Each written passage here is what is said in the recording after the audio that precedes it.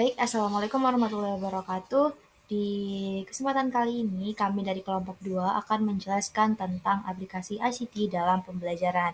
Dan di video ini akan dijelaskan oleh Firzani Oktavia dan Putri Nurfaiza. Baik, di sini saya akan menjelaskan pengertian media pembelajaran. Media berasal dari kata bahasa Latin, yaitu medius, yang berarti antara tengah atau pengantar. Dan kata media juga berasal dari bahasa Arab, yaitu wasail, yang berarti alat perantara atau pengantar. Jadi, media adalah wahana penyampaian atau penyampaian pesan-pesan dalam pendidikan. Nah, di dalam konteks pembelajaran, media ini dapat dipahami sebagai alat untuk berkomunikasi atau sebagai sarana bagi guru untuk menyampaikan pembelajaran kepada siswa. Media juga dapat diartikan sebagai segala hal yang dapat mengangkut informasi dan pengetahuan selama pertukaran antara pendidik dan peserta didik. Jadi dapat disimpulkan bahwa media pembelajaran adalah segala hal yang dapat membantu guru dalam menyampaikan pesan atau materi pembelajaran selama pembelajaran berlangsung. Yang selanjutnya yaitu media pembelajaran berbasis ICT, Information and Communication Technology. Nah, jadi media pembelajaran berbasis ICT ini adalah media pembelajaran yang menggunakan perangkat elektronik sebagai tambahan dalam pemakaiannya. Nah, media pembelajaran ICT ini adalah alat bantu dalam proses pembelajaran, baik di kelas maupun di luar kelas. Yang termasuk dalam perangkat ICT di sini adalah handphone, komputer atau laptop, LCD, internet, dan lain sebagainya. Pendidikan yang sesuai dengan era globalisasi atau era teknologi informasi ini dapat memberikan kesempatan kepada peserta didik agar dapat mengembangkan kebiasaan dalam berpikir, berinovasi, dan berkreasi. Nah, di sini guru juga dapat memanfaatkan perkembangan teknologi ini dengan menerapkan media pembelajaran berbasis teknologi. Nah, dalam hal ini komputer dapat menjadi solusi untuk menyampaikan pembelajaran secara individual dan ataupun kelompok secara langsung kepada peserta didik dengan cara berinteraksi dengan mata pelajaran yang diintegrasikan dengan sistem komputer. Nah, inilah yang disebut dengan pembelajaran berbasis komputer. Nah, di dalam penerapannya, guru dapat melaksanakan pembelajaran secara luring. Kemudian, pembelajaran berbasis komputer dapat dijadikan sebagai alat evaluasi, contohnya menggunakan live worksheet ataupun kuisis, juga Google Form. Nah, itu juga bisa dijadikan sebagai sarana untuk mengevaluasi pembelajaran siswa yang telah dilakukan pada hari itu. Kemudian, nilai akan langsung muncul tanpa guru menghitung secara manual. Hal ini juga dapat memudahkan guru dalam menilai hasil belajar siswa. Yang selanjutnya yaitu peran ICT di dalam pembelajaran, yaitu ada 3. Yang pertama, sebagai media pembelajaran, yang kedua sebagai sarana atau tempat belajar, dan yang ketiga itu sebagai sumber belajar.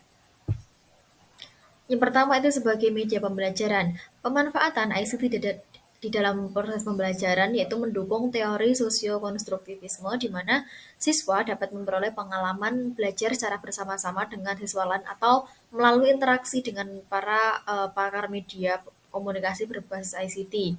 Nah, di dalam pengembangan pemanfaatan ICT ini biasanya dilakukan secara terpadu atau terintegrasi di dalam pembelajaran yang memadukan berbagai keterampilan dan fungsi ICT di dalam proses belajar mengajar. Yang kedua yaitu peran ICT dalam pembelajaran sebagai sarana atau tempat belajar.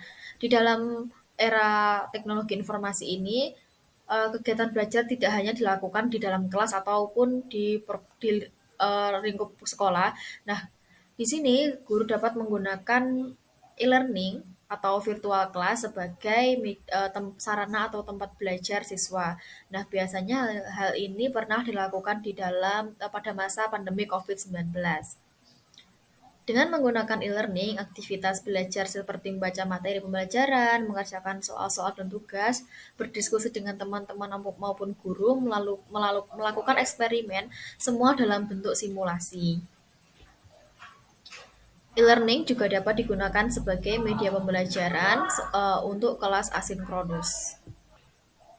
Sehingga dengan menggunakan e-learning, Zoom, ataupun platform lainnya, guru dapat melakukan proses pembelajaran layaknya di kelas. Yang ketiga yaitu Peran ICT sebagai sumber belajar. Perkembangan ICT yang pesat tidak hanya dalam bentuk teknologi saja, tetapi juga dalam bentuk isi ataupun konten materi. Dalam hal ini, guru dapat menggunakan video pembelajaran ataupun e-book yang dapat diakses oleh siswa di mana saja dan kapan saja. Nah, selanjutnya adalah jenis-jenis media pembelajaran berbasis ICT. Seperti yang kita tahu, media pembelajaran berbasis ICT ini adalah media pembelajaran yang diintegrasikan dengan penggunaan teknologi. Nah, salah satunya jenisnya adalah multimedia, di mana multimedia ini menggabungkan visual dan audio di dalam satu media pembelajaran. Contohnya di sini kita dapat mengambil melalui video pembelajaran, di mana video pembelajaran ini dapat diakses melalui YouTube atau bisa juga melalui uh, aplikasi chat seperti WhatsApp dan bisa juga di-share melalui Google Drive. Selain menggunakan perangkat lunak atau software yaitu YouTube tadi, kita juga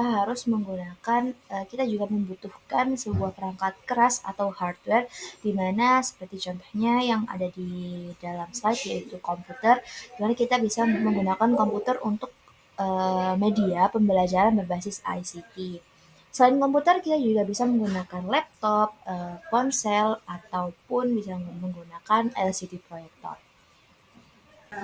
Nah, jenis media pembelajaran berbasis ICT selanjutnya yang bisa digunakan dalam pembelajaran adalah ponsel atau handphone, di mana kita bisa menginstal beberapa aplikasi pendukung telekomunikasi dan untuk kita berkomunikasi kepada guru atau kepada siswa seperti di Instagram, WhatsApp, Line, Facebook, Twitter, dan sebagainya untuk mengkomunikasikan pembelajaran yang akan dilaksanakan.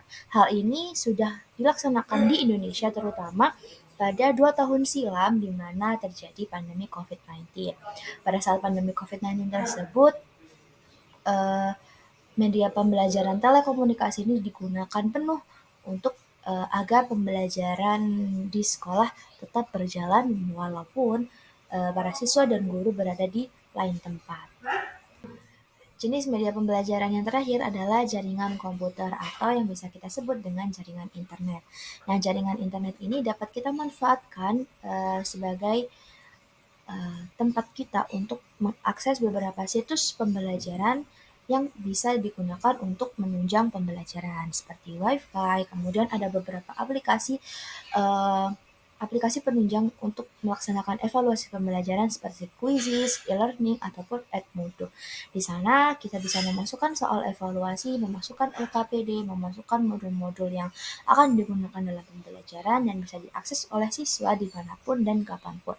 Sehingga dapat dikatakan bahwa internet ini fleksibel jika digunakan dalam uh, pembelajaran. Nah, namun sayangnya masih ada beberapa daerah di Indonesia yang kurang dalam uh, adanya jaringan internet di sekolahnya sehingga menjadi PR bagi pemerintah untuk menyamaratakan